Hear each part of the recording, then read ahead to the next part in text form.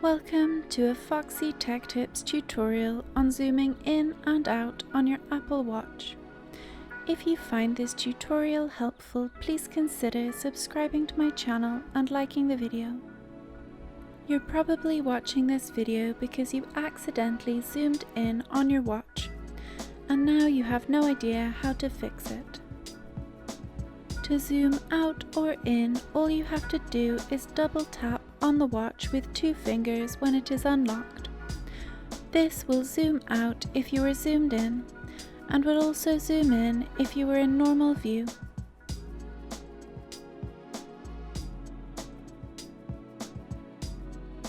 You can disable the zoom feature if you want by opening the Watch app on your iPhone, opening Accessibility and then disabling Zoom. And that draws an end to this tutorial.